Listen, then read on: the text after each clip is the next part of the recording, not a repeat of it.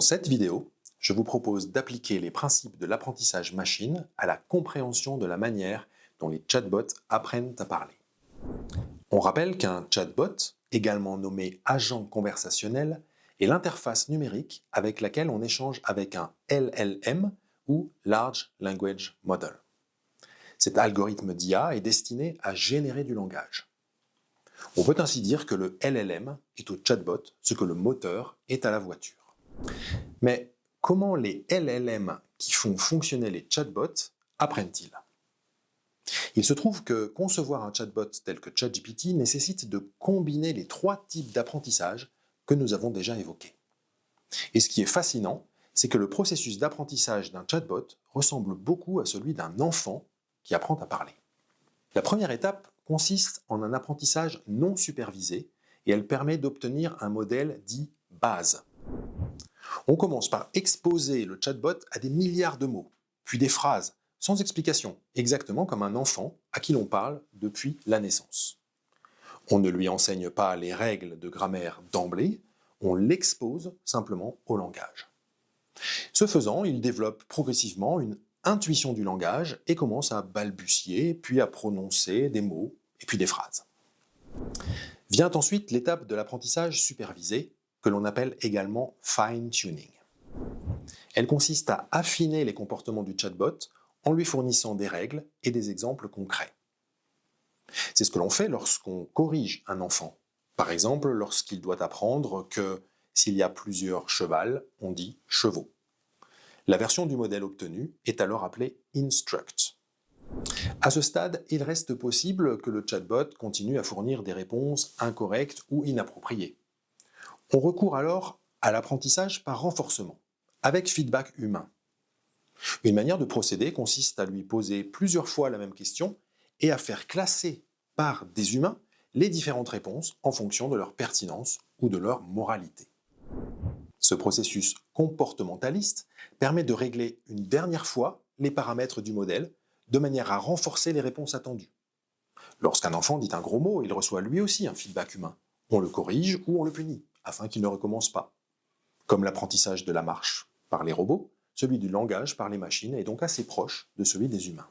Ainsi, grâce aux milliards de mots ayant nourri son entraînement, au fine-tuning et au feedback humain, l'IA apprend les régularités, les tournures de phrases, la grammaire, l'humour même. Et elle finit par être en mesure de générer des textes cohérents et appropriés. Mais comment faire produire ce langage à l'IA ? En d'autres termes, comment passe-t-on d'un algorithme ayant acquis l'intuition du langage à une intelligence artificielle capable de générer un texte qui a du sens ? En fait, et même si c'est un tout petit peu plus compliqué, le principe est sensiblement le même que pour la reconnaissance d'images. Car ce que fait le réseau de neurones à partir du réglage fin de ces milliers de milliards de paramètres, c'est prédire le mot suivant dans une phrase en construction. C'est évaluer, par le biais d'un calcul de probabilité, non pas quel objet est dans l'image, mais quel mot peut compléter le texte écrit. OpenAI propose un outil interactif appelé Playground qui permet d'expérimenter directement avec un modèle d'IA. Le principe en est assez simple. Vous écrivez un début de phrase comme « la musique est » et l'IA la complète. Pour commencer, l'algorithme doit transformer cette phrase en vecteur, de la même manière qu'une image doit être transformée en série de nombres pour être reconnue. Lorsque l'image était divisée en pixels, le texte est découpé en tokens, de petites unités de langage correspondant plus ou moins à des syllabes. Cette suite de nombres, ce vecteur donc, est alors présenté à la première couche du réseau de neurones qui calcule pour chaque mot possible, en réalité pour chaque token, la probabilité qu'il puisse compléter la phrase. Attention, lorsque l'on dit pour chaque mot possible, il s'agit véritablement de tous les mots, de tous les dictionnaires, de toutes les langues. Il faut donc un nombre de neurones de sortie phénoménal. Et c'est la raison pour laquelle on travaille sur les briques élémentaires des mots, les tokens, moins nombreux que les mots, plutôt que sur les mots entiers. Une fois qu'un mot plausible, ou plutôt un token plausible donc, a été identifié, il est rajouté et la boucle recommence. La phrase complétée est à nouveau transformée en vecteur, repassée dans le réseau de neurones, et ainsi de suite. C'est ainsi que l'IA génère du texte, token par token, avec un choix basé sur un calcul de probabilité. C'est aussi pourquoi la réponse apparaît progressivement à l'écran, chaque token est calculé au fur et à mesure. Et contrairement à nous, le chatbot ne sait pas à l'avance comment il va finir sa phrase. Il construit sa réponse progressivement en choisissant ses mots parmi ceux qui lui semblent les plus probables. En réalité, l'algorithme ne choisit pas toujours le token le plus probable. Il peut en effet en privilégier un autre qui reste néanmoins plausible, de manière à rendre la phrase plus originale. Et comme il le fait aléatoirement, une question posée 2 fois à un chatbot conduit presque toujours à 2 réponses différentes. Par exemple, dans « La musique est », l'IA pourrait choisir une au lieu de 1, même si statistiquement, 1 a une probabilité un peu plus élevée de compléter la phrase. Ce qui est intéressant, c'est qu'il est possible de configurer la créativité d'un chatbot, c'est-à-dire la fantaisie avec laquelle il s'exprime.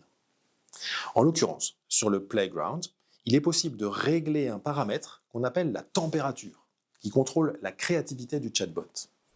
Avec une température basse, 0, le chatbot répond toujours de la même façon, avec les mots les plus sûrs. Avec une température plus haute, comme 1,5, il prend plus de risques et les réponses deviennent plus originales. Mais si la température est maximale, 2, les tokens choisis peuvent devenir tellement improbables que les phrases en deviennent incohérentes.